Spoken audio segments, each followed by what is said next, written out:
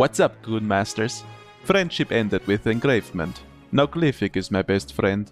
So I checked out Glyphic for a few days, and at first glance, there's a lot of cooldowns that you can skill into. So for a new player, it can be a bit overwhelming, so let me help you break it down for you. First of all, our main stat is a mix of spell power with spirit. Besides that, we probably want to go for crit, because we'll be in fire stance most of our time, which increases our critical damage. But I can't say for certain if haste or crit is more important. And we want spirit because of this passive talent, we get extra spell power and hit rating. And you'll notice that for casters our spell hit requirement is insanely huge. I don't think it's a bug, but 112 hit rating seems disgustingly high. Anyways, should we use two-handers or two one-handers? So far I think we're meant to use two one-handers because having two weapon engravings seems superior than having one. What weapon engravings do I use?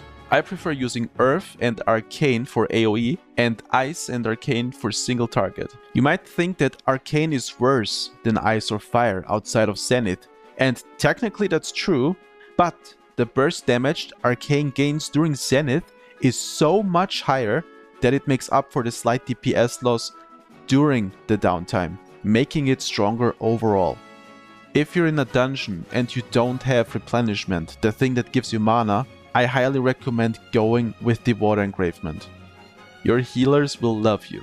Okay, let's look at the talents real quick. I chose this build, which is focused for dungeons. It has good AoE and small cooldowns. You'll notice that these three talents here all have 45-second cooldown, so I put them all together in one macro to make it easier. So during leveling, just so you know, this right path here is more focused on AoE damage, while the left path here is more about single target, since it focuses around Frigid Blast. So if you want to do dungeons, you might want to grab the right path first. Okay, now to the toughest part, which is the rotation of Glyphic. And it can be a little confusing and overwhelming at first, so let's go through it step by step. When you play Glyphic, you generate three types of glyphs when you cast Elemental Burst or Primordial Blast. The glyphs always come in the same order: Frost Glyph, then Flame Glyph, and finally Arcane Glyph.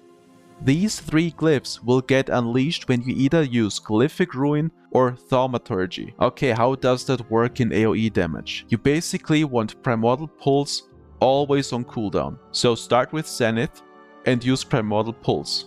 After that, use Thaumaturgy to consume your glyphs and cast a Primordial Blast to reduce the cooldown of your Primordial Pulse. What's important is, you always want to consume 3 glyphs for AoE, because the third glyph, Arcane, will do AoE damage. Once you reach level 50, you'll also get this passive here, Runic Obliteration. So if you get a Runic Obliteration proc, make sure to first consume your 3 glyphs before you press it, because you get 3 glyph charges. And also, if Pulse is not on cooldown, use Pulse first, because it will completely reset when you cast Runic Obliteration.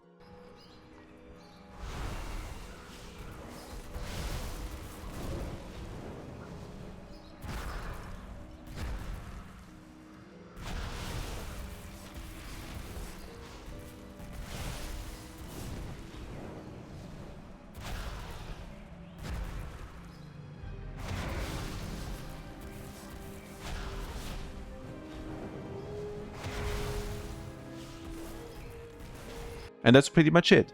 If your tank pulls a boss with adds, I would suggest to focus on the boss and weave in Frigid Blast for more prio damage. Now when it comes to single target, I'm not 100% sure if this is how you play it optimally, but here's what I think works best. Even though Primordial Pulse deals decent single target damage, it's more important to get 2 glyphs and consume them. Yes, in single target we don't need to stack for 3 glyphs, because the third glyph is mainly for AoE damage. When do we use Frigid Blast? Basically, we want to use Frigid Blast on our opener, because you should look at it as a 20% damage increase buff. I would only hardcast in the opener and not during combat. The only exception is when your cooldowns are coming back and you don't have a Frigid Blast proc. And also, do not cast Frigid Blast back to back if it procs, only cast it when the debuff is either about to fall off and if the boss has enough HP for the duration. Because remember, the damage only gets triggered when it runs off. And when the boss dies before it runs off, you don't get any damage out of it. But yeah, overall, the rotation pretty much stays the same in single target. We only drop pulls from the rotation, and we focus on spending 2 glyphs and not 3, and we try to keep up our Frigid Blast debuff.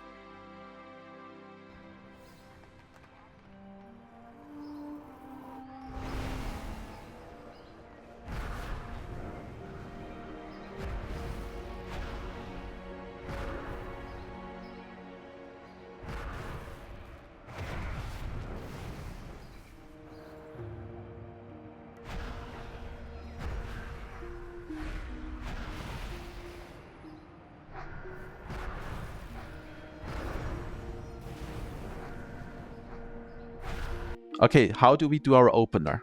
First of all, I use this macro here to go into stealth and also cast our threat redirection to my focus target, which should be your tank unless you want to troll your healers. Next, I have a macro to shoot a Warpdagger together with my pulse for AoE damage, or if we're fighting a boss, I'll use my Frigid Blast macro together with my Warpdagger.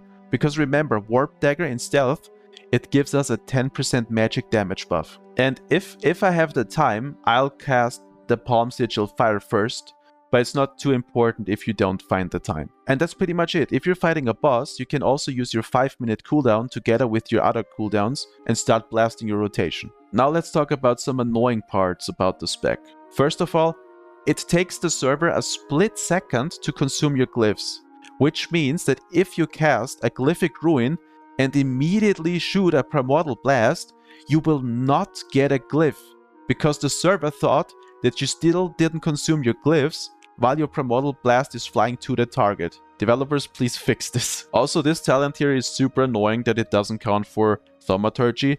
I mean, overall, it's a pretty bad talent because it just makes our Glyphic Ruin spell crit and not the glyphs themselves, so very underwhelming. We basically only take this because of the next talent, Glyph Seeker.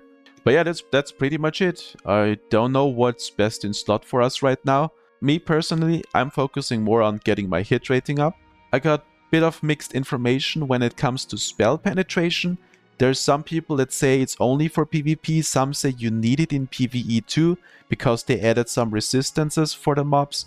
But I'm not sure if it's true or not right now. We'll see. Anyway, that's it for Glyphic pretty much. If you find any errors, please let me know. And Riftblade, I don't think I'll make a video about it.